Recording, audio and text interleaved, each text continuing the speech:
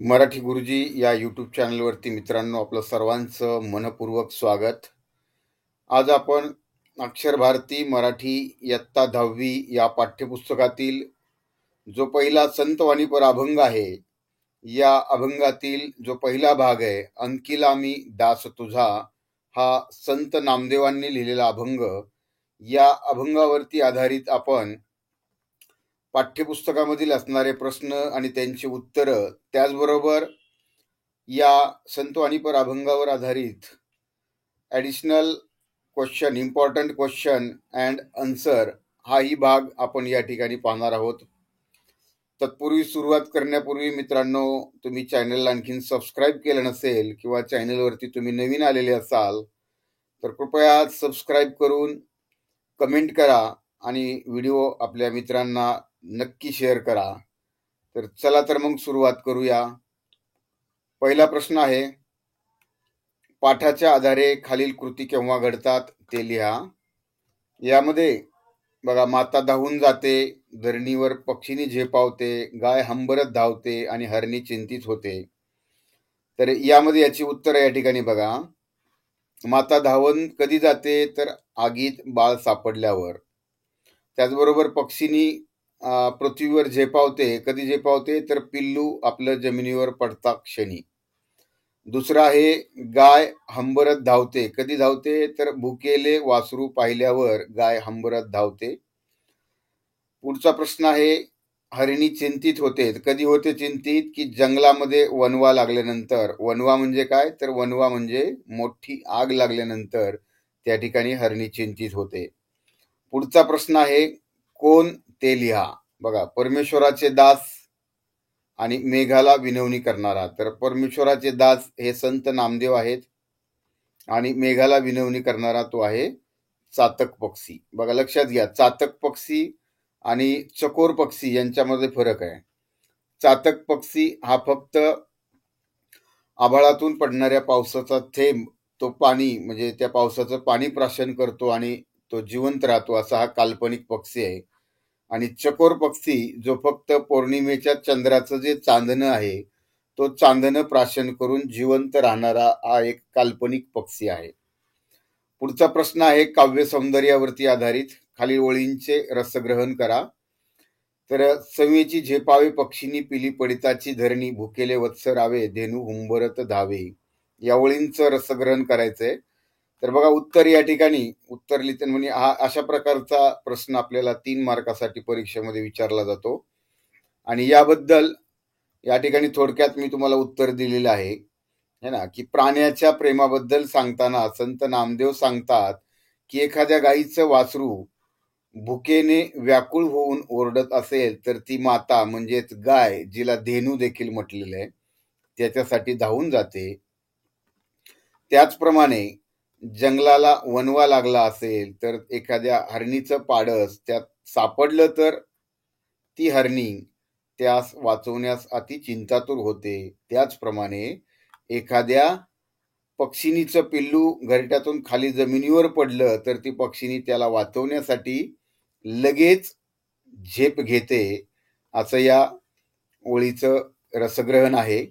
आणि बघा, यामध्ये सुरुवातीला तुम्ही फक्त काय करायचंय की प्रस्तुत अभंग कुठला आहे, अभंगाचं नाव लिहायचं, या अभंगाचे रचयिते कोण आहेत त्यांचं नाव लिहायचं आणि खालील दुसऱ्या पॅरेग्राफमध्ये या प्रकारे हे असं उत्तर लिहायचं आहे. दुसऱ्या प्रश्नाकडे आपण जाऊया. बघा, आई प्राणी पक्षी यांच्या मातृप्रेमाचे कवितेतून व्यक्त झालेले वर्णन तुमच्या शब्दात लिहा. स्वमतावर आधारित असल्यासारखा हा प्रश्न आहे. तर यामध्ये बघा, या ठिकाणी सुद्धा तुम्ही सुरुवातीला लिहिताना किंवा प्रस्तुत अंकिला मी दास तुझा या अभंगामध्ये संत नामदेव महाराज यांनी आपल्या प्रस्तुत अभंगाच्या माध्यमातून आई प्राणी पक्षी यांच्या मातृप्रेमाचं वर्णन केलेलं आहे, असं सुरुवातीला पॅरेग्राफ लिहायचं आहे. आणि दुसऱ्या पॅरेग्राफमध्ये या ठिकाणी अशा प्रकारे उत्तर लिहायचंय. ते बघा, इथं आईच्या प्रेमाला जगात दुसरी उपमा नाही. बघा, आईसारखी मायाळू आईच असते म्हणतात. मग ती आई कोणीही असो, म्हणजे ती प्राण्यांची असो की पक्षी असो, तिचं बाळ, तिचं लेकरू, तिचं पिल्लू जर संकटात असेल तर ती त्याला सोडवण्यासाठी स्वतःचा जीव धोक्यात घालते. तर प्रस्तुत अभंगातून आईच्या प्रेमाची महती सांगताना संत नामदेव सांगतात की आगीमध्ये आगीमध्ये जर एखादं बाळ सापडलं तर त्याची दयाळू आई अति व्याकुळ होऊन त्याला वाचवते. असं हे आई, प्राणी, पक्षी यांच्या मातृप्रेमाचं कवितेतून व्यक्त झालेलं वर्णन आहे. पुढचा प्रश्न अशाच प्रकारे आहे. बघा, संत नामदेवांनी परमेश्वराकडे केलेली विनंती सोदाहरण स्पष्ट करा. सोदाहरण म्हणजे काय? उदाहरणासहित स्पष्ट करा. तर बघा, या ठिकाणी मी पहिल्या जे 2 प्रश्नांमध्ये तुम्हाला सांगितलं होतं सुरुवात कशी करायची, तर या ठिकाणी सुरुवात करून दिलेली आहे. प्रस्तुत अभंगामध्ये संत नामदेवांनी विविध उदाहरणातून परमेश्वर कृपेची याचना केली आहे. मी सर्वस्वी तुझ्या अंकित झालो आहे. आई आपल्या मुलांसाठी ज्याप्रमाणे धावून येते त्याप्रमाणे माझ्या प्रत्येक कार्यात तू धावून यावेसे अशी अपेक्षा संत नामदेव या अभंगातून करतात. म्हणजे विद्यार्थी मित्रांनो, हा जो पहिला पॅरेग्राफ आहे हे अशा प्रकारे तुम्हाला त्या ठिकाणी प्रश्नाची सुरुवात करायची आहे आणि मग नंतर तुम्हाला त्या जे दिलेल्या ओळी आहेत, कवितेच्या असतील, पाठातल्या असतील, त्यांचं काय करायचं, वर्णन करायचंय. तर बघा, इथं आपण वर्णन उदाहरणादाखल दिलेलं आहे. संत नामदेव महाराज सांगतात की ज्याप्रमाणे अग्नीत सापडलेल्या लहान बाळासाठी त्याची आई घरट्यातून जमिनीवर पडलेल्या पिलासाठी पक्षीनी भुकेल्या वासरासाठी गाय आणि जंगलातील वणव्यात सापडलेल्या पाडसासाठी हरणी धावून येते, अगदी त्याप्रमाणे परमेश्वराने आपल्या प्रत्येक कार्यास धावून यावे. तैसा धावे माझिया काजा, म्हणजे तशा प्रकारे तू माझ्या कार्यात मदत करायला धावून ये. संत नामदेव श्री विठ्ठलाला आपली माई म्हणजेच आई मानतात. पुढे संत नामदेव सांगतात की चातक पक्षी जसा पहिल्या पडणाऱ्या पावसाची व्याकुळतेने वाट पाहत असतो, पावसाच्या ढगास तो पावसासाठी विनंती करतो, त्याप्रमाणे तेवढ्याच व्याकुळतेने आपल्या कार्यास धावून यावे असे ते त्या ठिकाणी परमेश्वरास विनंती करतात. हे अशा प्रकारे आपण या ठिकाणी उत्तर लिहायचंय. पुढचा प्रश्न या ठिकाणी बघा, प्राण्याच्या आपल्या पिलाशी असलेल्या संबंधाबाबत तुमचा अनुभव लिहा. हे देखील स्वमतावरती आधारित प्रश्न आहे आणि या ठिकाणी उदाहरणादाखल आपण हे उत्तर दिलेलं आहे. तर तुम्ही अशा प्रकारे या उत्तराचा रेफरन्स घेऊ शकता आणि हे उत्तर या ठिकाणी पाहू शकता. म्हणजे बघा, हे स्वाध्यायावरती आधारित आहेत, पाठ्यपुस्तकातील आधारित प्रश्न आहेत. त्यामुळे हे प्रश्न, या प्रश्नांची उत्तरं तुम्हाला है ना तुमच्याकडे असणाऱ्या पुस्तकातून किंवा इतर माध्यमातून मिळू शकतात. पण या व्हिडिओमधील खास बाब म्हणजे काय आहे, तर आपण या प्रत्येक पाठावर आधारित बनवलेले जे ॲडिशनल इम्पॉर्टंट क्वेश्चन आहेत ते आपण या ठिकाणी व्यवस्थित बारकाईने बघा. या ठिकाणी पहिला प्रश्न आहे की कवितेच्या आधारे खालील कृती सोडा. याच्यामध्ये खालील प्रश्नांची उत्तरे एका वाक्यात लिहा. बघा, बाळाला वाचवण्यासाठी कोण धावून येते, तर बाळाला वाचवण्यासाठी माता धावून येते. माता हे या ठिकाणी मुख्य उत्तर आहे, म्हणून या ठिकाणी पूर्ण वाक्यामध्ये उत्तर लिहून तुम्ही काय करायचंय, जे उत्तर मुख्य आहे त्या ओळींमधलं त्याला काय करायचंय, अंडरलाईन करायची आहे, अधोरेखित करायचं आहे. पुढचा प्रश्न आहे, भुकेल्या वासराला पाहून कोण हंबरत धावून येते, तर बघा, धेनू म्हणजेच गाय धावून येते. पूर्ण वाक्यात लिहायचंय. चातक पक्षी कोणाची विनवणी करतो, तर चातक पक्षी मेघांची म्हणजेच ढगांची विनवणी करतो. पुढे बघा, उत्तरे लिहामध्ये संत नामदेव यांचे दास आहेत. कोणाचे, तर श्री विठ्ठलाचे म्हणजेच परमेश्वराचे दास आहेत. पण या ठिकाणी श्री विठ्ठलाचे उत्तर अपेक्षित आहे. संत नामदेव यांना धावून यायला सांगतात, तर कोणाला धावून यायला सांगतात, ते श्री विठ्ठलाला धावून यायला सांगतात.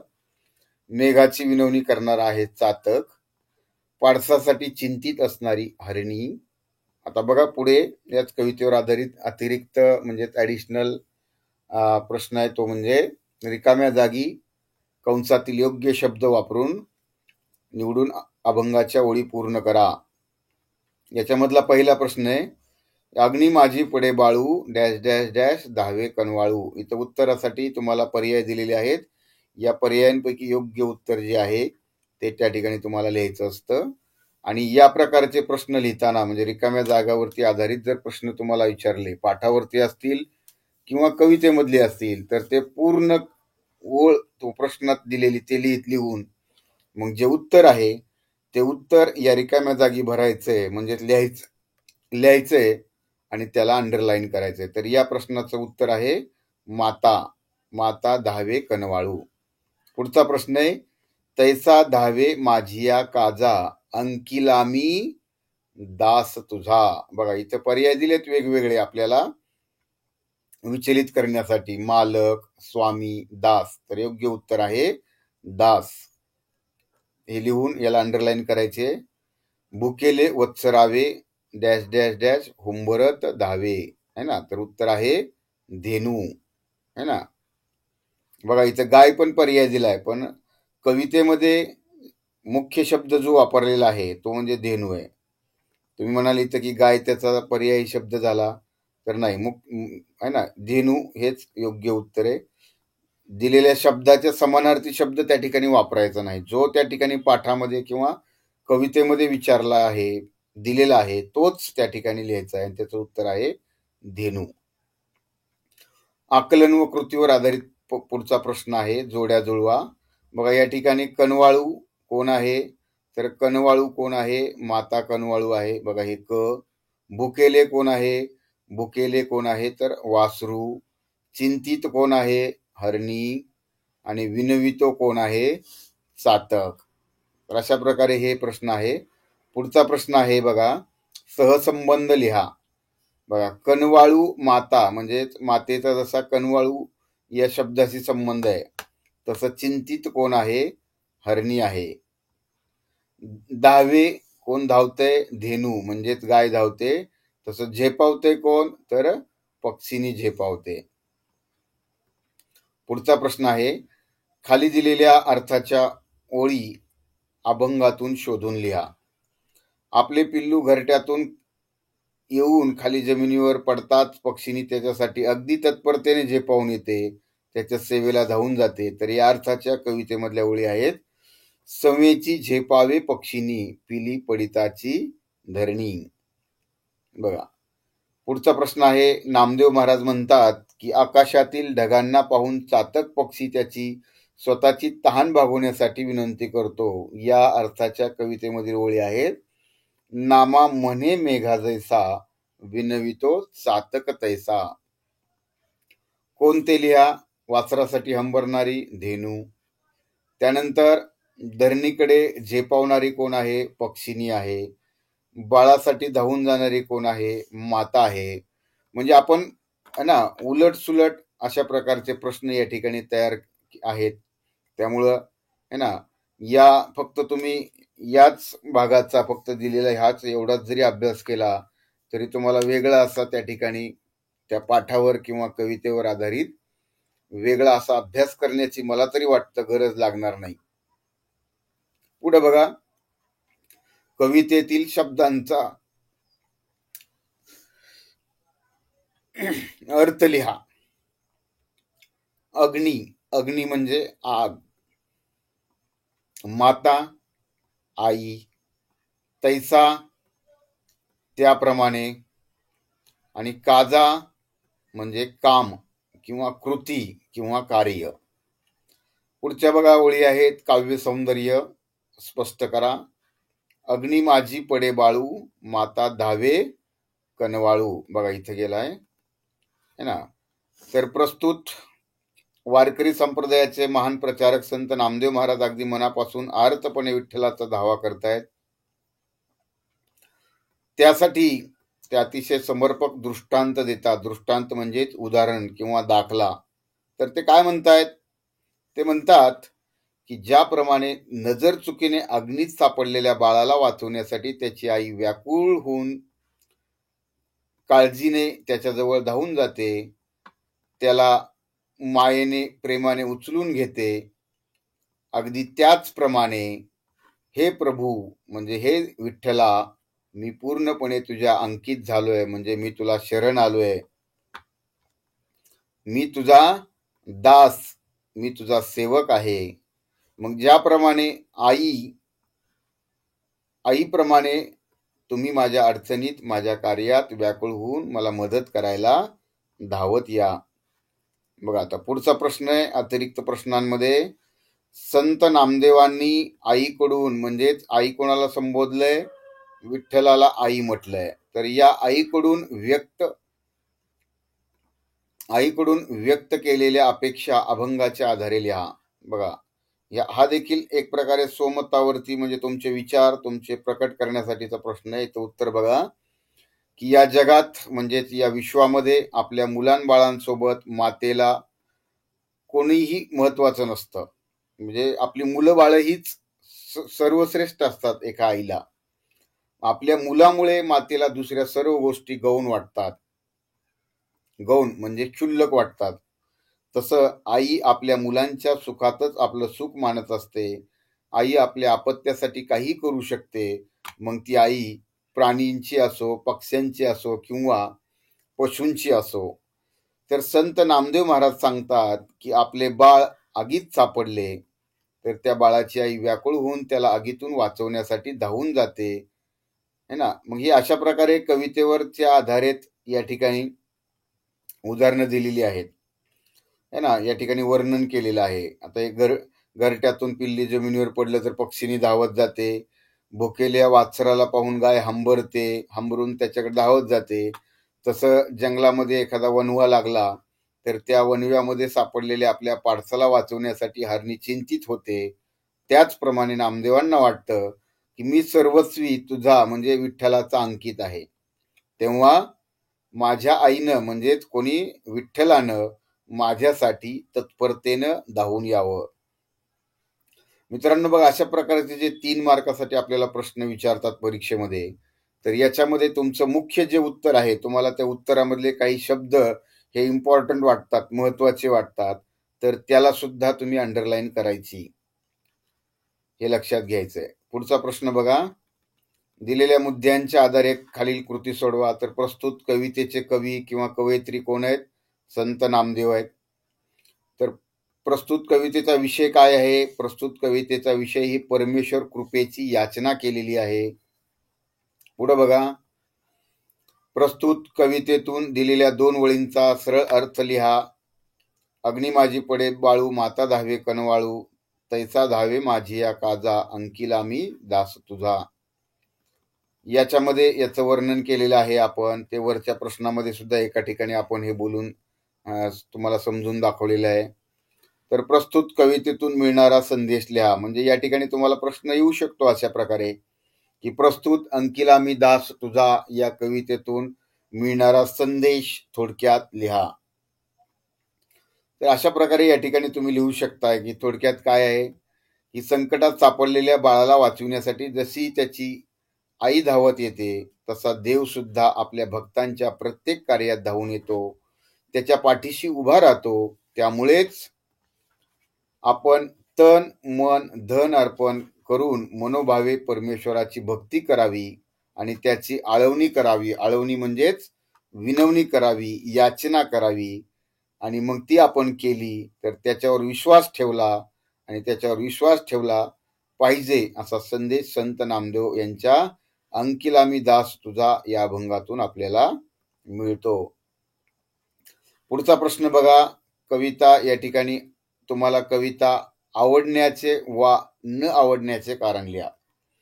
तर असा प्रत्येक कवितेवर किंवा पाठावरती अशा प्रकारे जर प्रश्न विचारला म्हणजे तुम्हाला ते पाठ, ती कविता आवडण्याची किंवा न आवडण्याची कारण लिहा.